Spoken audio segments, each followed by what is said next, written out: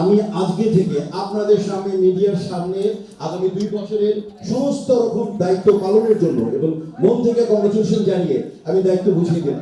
আমার 2 ভাই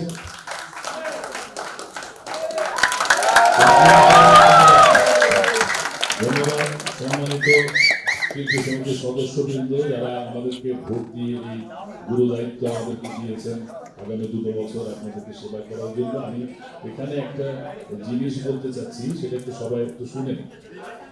আমাদের সম্ভবত আমরা 46 না 47 জন আমরা প্রতিযোগিতা করেছি এবারের নির্বাচনে।